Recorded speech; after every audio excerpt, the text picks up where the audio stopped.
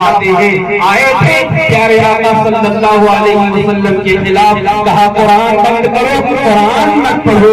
صدیق اکبر نے قرآن پڑھا، انہیں مارا جانے لگا۔ حضرت بلال نے قرآن پڑھا، انہیں ستایا جانے لگا۔ بہت ظلم و تشدد کیا، لیکن مدرسہ بند نہیں ہوا۔ کبھی اصحاب صفہ کے چبوترے پر، کبھی دار ارقم میں، تو کبھی کسی صحن اور کسی جنگل کی وادیوں میں مدرسہ چلتا رہا، مدرسہ آباد ہوتا رہا۔ مدرسے کی تاریخ بڑی پرانی رہی، لوگ کہتے رہے ابو ہریرہ کو دیکھو، کھانے کے لیے کھانا نہیں ہے، پہننے کے لیے کپڑے نہیں ہیں، اور کہتے ہیں پوری دنیا میں اسلام کا پرچم لہرائیں گے۔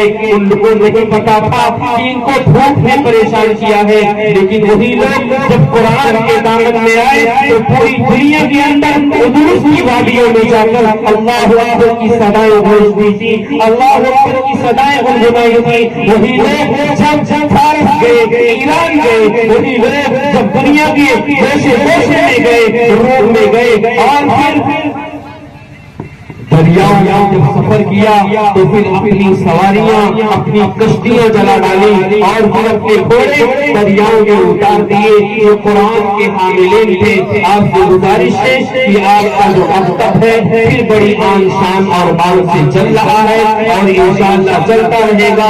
تمام بزرگوں سے، تمام جوانوں سے، تمام بچوں سے، ماں بہنوں سے گزارش کروں گا، آپ جب دعاؤں میں اپنی اولاد کے لیے روزی مانگتے ہیں، اپنے لیے اولاد مانگتے ہیں، اپنے لیے اللہ تعالیٰ سے بیماری کی صحت یابی مانگتے ہیں، تو اللہ تعالیٰ سے ایک دعا یہ بھی مانگا کرے کہ اے اللہ ہمارے گاؤں کے اور پوری دنیا بھر کے اندر جہاں جہاں دین کا کام ہو رہا ہے، مدرسے چل رہے ہیں، مسجدیں آباد ہیں، قبرستان ہیں، امامدارے ہیں، مزارے ہیں، ان کی حفاظت فرما، ان کے پڑھنے والوں کو اور پڑھانے والوں کو اللہ تعالیٰ کی حفاظت فرما۔ آپ اپنی دعاؤں میں یہ بھی مانگیں، میں یہ بات اپنی طرف سے نہیں کہہ رہا ہوں، پیارے آقا تاجدار مدینہ صلی اللہ علیہ وسلم کی پیاری بیٹی، جن کو دنیا خاتون جنت کے نام سے جانتی ہے، جنہیں جنت کی عورتوں کا سردار کہا جاتا ہے، جنہیں دنیا سیدہ فاطمہ الزہرا کے نام سے جانتی ہے،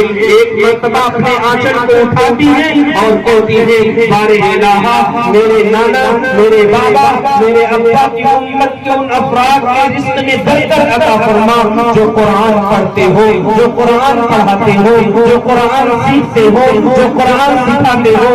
پتہ چلا سیدہ فاطمہ کی دعاؤں کا صدقہ ہے کہ آج قرآن پڑھنے والے، قرآن پڑھانے والے کسی کے محتاج نہیں ہوتے ہیں، یہ محتاج ہوتے ہیں تو صرف اللہ کے محتاج ہوتے ہیں۔ یہ دامن کسی کے سامنے نہیں پھیلاتے، یہ جھولیاں اپنے لیے کسی کے سامنے نہیں پھیلاتے، ان کے سروں پر سیدہ فاطمہ الزہرا کا ہاتھ ہے، ان کے لیے ہاتھ اٹھے ہیں تو سیدہ فاطمہ الزہرا کے ہاتھ اٹھے ہیں، اسی لیے یہ دعاؤں میں شامل ہے تو خاتون جنت، جنت کی عورتوں کی سردار کی دعاؤں میں شامل ہے۔ اسی لیے جب آپ ان سے ملے، محبت اور عقیدت سے ملے، جب دعائیں کریں تو ان کے لیے خیر کی دعائیں کریں۔ پیارے آقا صلی اللہ علیہ وسلم کی مجلس تھی، صحابہ بیٹھے ہوئے تھے، غالباً صدیق اکبر رضی اللہ تعالیٰ عنہ، صدیق اکبر رضی اللہ تعالیٰ عنہ فرماتے ہیں پیارے آقا صلی اللہ علیہ وسلم سے من ہوا خیر الناس،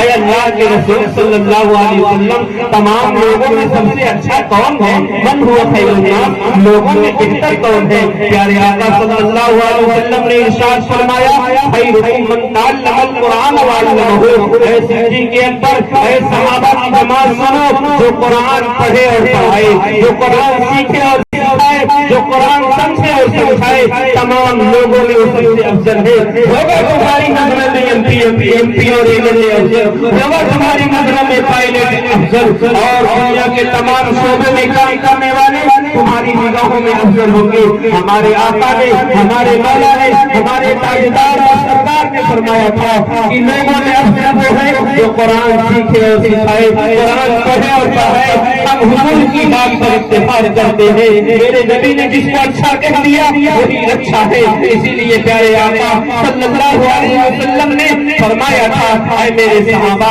ذرا تھوڑا تو صحیح غور کرو اس کا مقام کیا ہوگا جب حافظ قرآن کے والدین قرآن کے پڑھنے والوں کے ماں باپ کے سروں پر تاج رکھا جائے گا اور اس کی روشنی چاند اور سورج سے زیادہ چمکتی ہوئی ہوگی.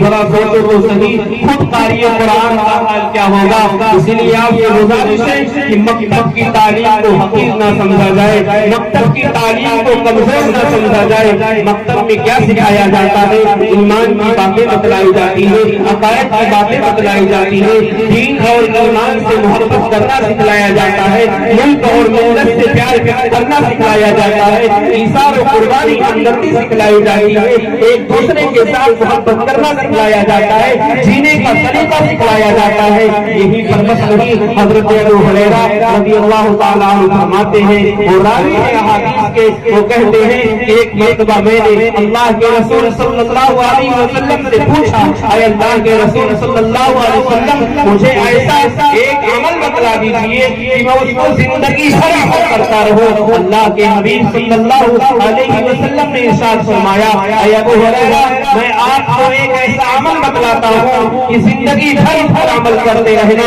کامیاب ہو جاؤ گے. ابو ہریرہ نے کہا اے اللہ کے رسول بتلائیں نا. اللہ کے رسول صلی اللہ علیہ وسلم نے فرمایا ابو ہریرہ جب تک زندہ رہنا قرآن پڑھتے رہنا, قرآن پڑھاتے رہنا, قرآن سیکھتے رہنا, قرآن سکھاتے رہنا, قرآن پر عمل کرتے رہنا, قرآن پر عمل کرواتے رہنا. فرمایا ابو ہریرہ یہاں تک کہ تمہاری موت ہو جائے. ابو ہریرہ قرآن سیکھتے سیکھتے تمہاری موت ہو جائے گی اور لوگ تمہیں قبروں میں دفن کر کے آ جائیں گے. تمہاری قبروں کا طواف فرشتے ایسے کریں گے جیسے خانے کعبہ کا طواف حج کے مہینے میں حاجی لوگ کرتے ہیں. یہ بتلانا یہ چاہتا ہوں کہ رمضان المبارک کی بھی آمد ہے. رمضان کا تعلق قرآن سے بڑا مضبوط ہے کیونکہ یہ رمضان کے مہینے میں قرآن کا نزول ہوا. رمضان میں قرآن خوب پڑھا جاتا ہے, تراویحوں میں قرآن, صبح میں قرآن, شام میں قرآن. یہ مکتب کی تعلیم ہمیں اس لیے مکتب کی تعلیم ہمیں جو پیغام دیتی ہے کیونکہ یہاں ابتدا میں قرآن